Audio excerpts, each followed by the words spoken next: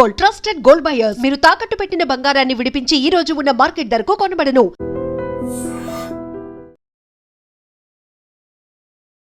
మహారాష్ట్రలోని అమరావతి జిల్లాలో అశ్లీల వీడియోల కేసు సంచలనం సృష్టిస్తోంది.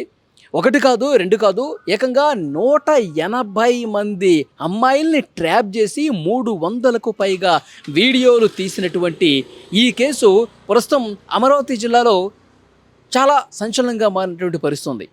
అంటే అక్కడ ఆ బాలికల తల్లిదండ్రులు ఎంత మానసిక వేదనకు గురవుతున్నారు.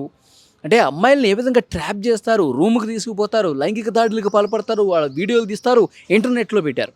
అంటే ఈ విషయం ఎప్పుడైతే బయటకు వచ్చిందో మొత్తం తీవ్రంగా చర్చనీయాంశమైంది. దేశవ్యాప్తంగా కూడా ఒక కుదిపేసినటువంటి పరిస్థితి ఉంది. అక్కడ ఉన్నటువంటి స్థానికులు వీళ్ళ వ్యవహారానికి సంబంధించి ఎవడైతే దుర్మార్గులు చేశారో వాళ్ళకి సంబంధించి వీళ్ళ మీద యాక్షన్ తీసుకోవాల్సిందని చెప్పి అక్కడ రాజ్యసభ సభ్యుడు అనిల్ బోండేకి వినతిపత్రం ఇస్తే అతను వెంటనే హుటాహుటిన చర్యలు తీసుకున్నారు. పోలీసులకి కంప్లైంట్ ఇచ్చారు. పోలీసులు ఇన్వెస్టిగేట్ చేస్తే కళ్ళు బైర్లు గమ్మేటువంటి వాస్తవాలు కొన్ని వెలుగులోకి వచ్చినాయి. అసలు అంటే ప్రధాన నిందితుడు ఎవరైతే ఉన్నారో తన్వీర్ అనేవాడు, అయాన్ అలియాస్ తన్వీర్, వాడి ఫ్రెండ్ ఉజైర్, వీళ్ళిద్దరూ ఫ్రెండ్స్.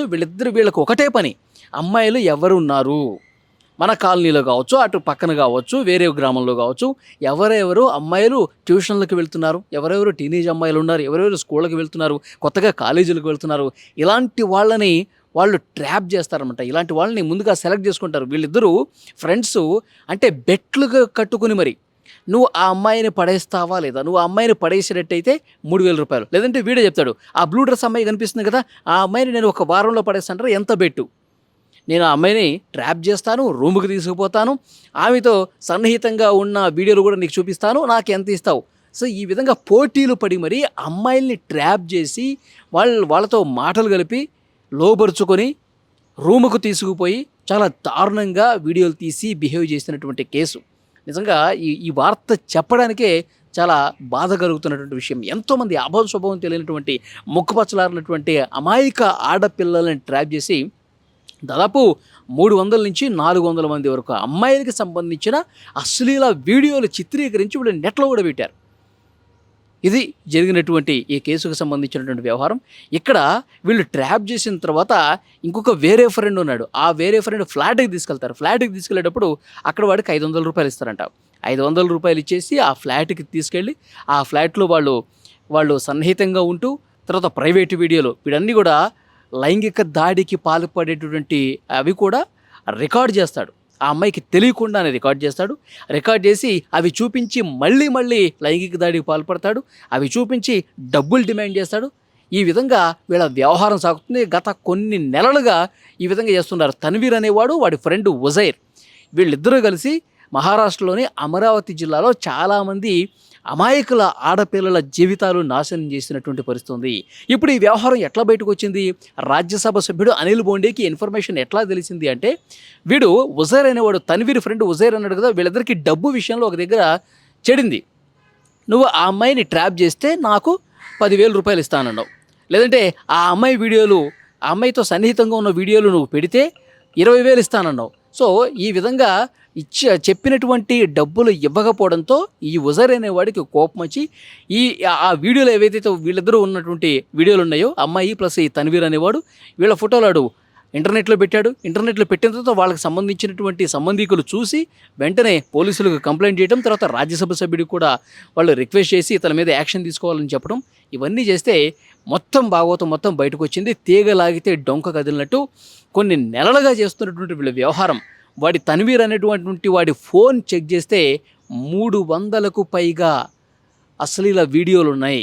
అంటే ఎంతమందిని ట్రాప్ చేశారు, ఎంతమందిని రూముకి తీసుకెళ్లారు, ఎంతమందిని వీళ్ళు లైంగిక దాడికి పాల్పడి వీడియోలు తీశారు, అవన్నీ కూడా ఎక్కడెక్కడ ఇంటర్నెట్లో పెట్టారు.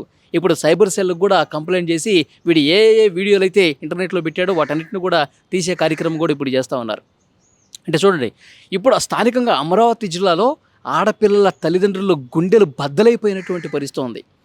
అసలు మా అమ్మాయి సేఫా ఉందా లేదా, మా అమ్మాయి వీడి ట్రాపులు ఏమన్నా పడిపోయిందా, మా అమ్మాయి అసలు వీళ్ళు చేస్తున్నటువంటి వికృత చేష్టలకి ఏమైనా బలైందని చెప్పి ప్రతి ఒక్క తల్లిదండ్రులు కూడా ఇప్పుడు చెక్ చేసుకుంటున్నటువంటి పరిస్థితి ఉందంటే ఎంత బాధ కలిగించే వార్త చూడండి.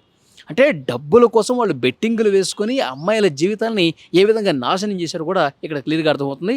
ఈ విషయం వీళ్ళ మీద కంప్లైంట్ వచ్చిన తర్వాత వీళ్ళిద్దరిని అరెస్ట్ చేశారు.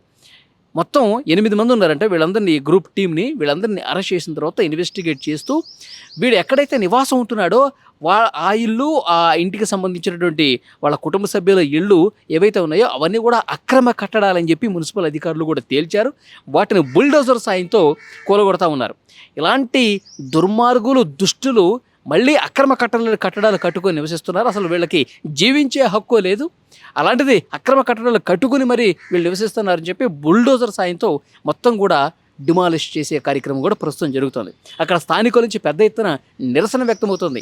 ఈ దుర్మార్గుల్ని మాకు అప్పగించండి, ఈ దుర్మార్గుల్ని మేమే శిక్షిస్తాం, ఈ దుర్మార్గులు ఎంతమంది ఆడవాళ్ళ జీవితాలని, అంటే ఆడపిల్ల జీవితం అంటే వాళ్ళకి ఏదో ఒక చాక్లెట్ తిన్నట్టు, ఒక బిస్కెట్ తిన్నట్టు షాపులోకి వెళ్ళి కొనుక్కుని తింటే అయిపోతుంది కదా, అంత ఈజీగా అమ్మాయిల్ని ట్రాప్ చేసి రూమ్కి తీసుకెళ్ళి ఫోటోలు వీడియోలు తీసి వాళ్ళకి తెలియకుండా నెట్లో పెట్టడం అంటే నిజంగా ఒళ్ళు గగురు పడిచేటువంటి విషయం.